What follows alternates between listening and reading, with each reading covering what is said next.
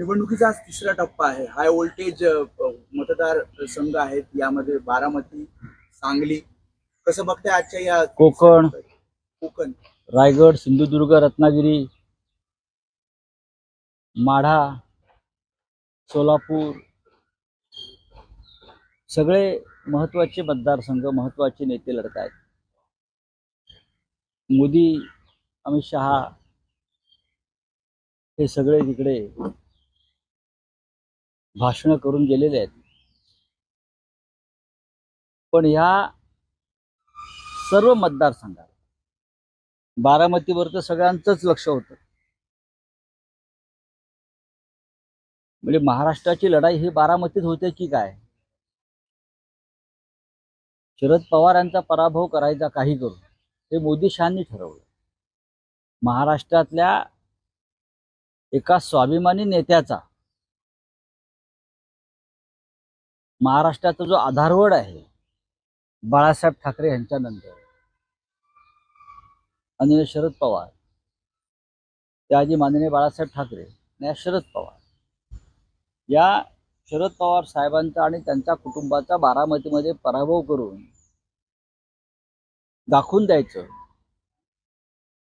की आम्ही व्यापारी गुजरातच्या व्यापाऱ्यांनी एकत्र येऊन पैशाच्या ताकदीवर तपास यंत्रणांच्या मदतीनं महाराष्ट्राच्या अस्मितेचा पराभव केला हे त्यांना दाखवून द्यायचं. पण ते शक्य नाही. बारामतीची लढाई ही महाराष्ट्राच्या स्वाभिमानाची आणि अस्मितेची लढाई आहे असं मी वारंवार सांगतो. आणि बारामती तर आम्ही जिंकतोच आहोत. महाविकास आघाडी, सुप्रियाताई सुळे.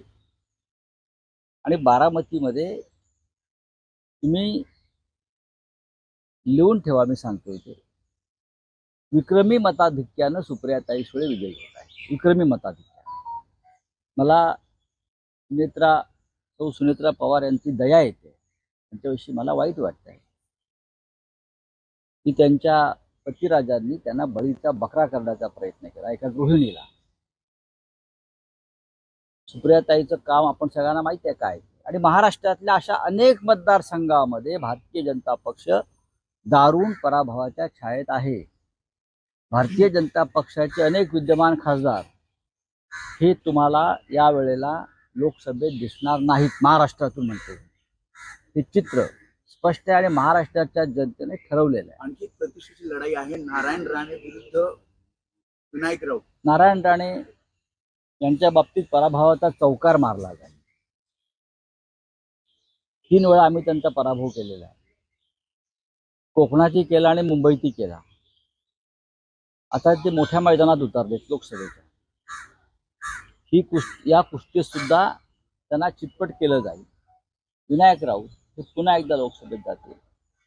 नरेंद्र मोदी येऊ द्या, अमित शहा येऊ द्या, महाराष्ट्राची जनता त्यांचं ऐकण्याच्या मनस्थितीत नाही. 10 वर्ष टोप्या लावल्या तेवढ्या पुढे. आता या राज्याची जनता हे सहन करणार नाही. नरेंद्र मोदींचा विषय तुम्ही काढला. नरेंद्र मोदी मुंबईत सुद्धा आता 12 तारीख आणि 17 तारखेला मी असं ऐकलं की त्यांनी रोड शो करतात. पेडर रोडला त्यांनी घर भाड्याने घेतलंय.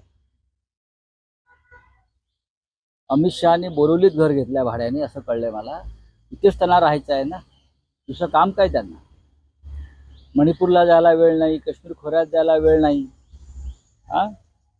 तर महाराष्ट्रात त्यांनी, मला आताच कळलं की त्यांनी या 2 नेत्यांनी पेडर रोड आणि बोरिवली भागामध्ये घर घेतलंय भाड्याने निवडणुका होईपर्यंत. तुम्ही ते किती खुंट्या ठोका, महाराष्ट्रामध्ये शिवसेनेचा पराभव तुम्हाला करता येणार नाही. हिंदुहृदय सम्राट शिवसेना प्रमुख बाळासाहेब ठाकरे यांची पुण्याई या महाराष्ट्रात फार मोठी आहे. आणि तुम्ही किती प्रयत्न केलात अशा प्रकारे ते बडवे जे आहेत आता आमच्याविषयी बोलतायत फोडलेले, त्यांना घेऊन लोक विश्वास ठेवणार नाहीत. मुंबईतल्या जागांवर विशेष लक्ष केंद्रित केलंय असं दिसतंय. कारण त्या 2 सभा मी म्हणतोय, कारण बारामती नंतर आता 5वा टप्पा मुंबईचा येतोय.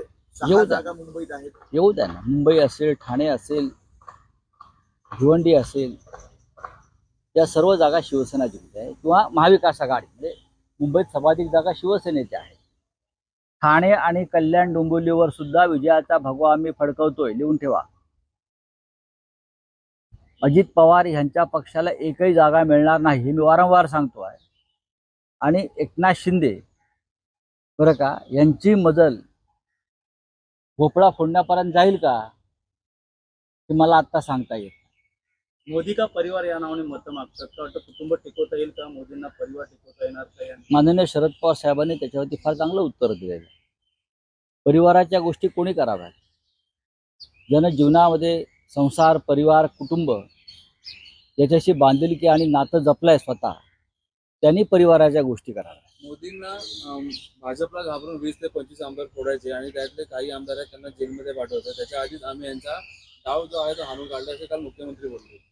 आता मुख्यमंत्री हा एक खोटारडा माणूस आहे. जो माणूस आपल्या स्वार्थासाठी आईसारख्या शिवसेनेच्या पाठीत खंजीर खुपसतो त्याच्यावर तुम्ही काय विश्वास ठेवताय? डरपोक लोक आहेत. अजित पवार असतील, एकनाथ शिंदे असतील आणि त्यांचे लोक असतील, हे एक नंबरचे डरपोक लोक आहेत. ते घाबरून पळालेले लोक आहेत. अटकेच्या भीतीने ईडी सीबीआय भ्रष्टाचारासंदर्भातले खटले त्यांच्यावरचे या संदर्भात जे घाबरून पळाले त्यांनी अशा प्रकारची भाषा करण्याच्यावरती विश्वास कोण ठेवेल? चला सर हिंदी में जानना चाहेंगे तीसरे चरण का चुनाव जो है आज है, कुछ ही दिनों में महाराष्ट्र में भी चुनाव होने वाले हैं, किस तरीके से देखते हैं? आज महाराष्ट्र में बहुत महत्वपूर्ण लड़ाई चल रही है.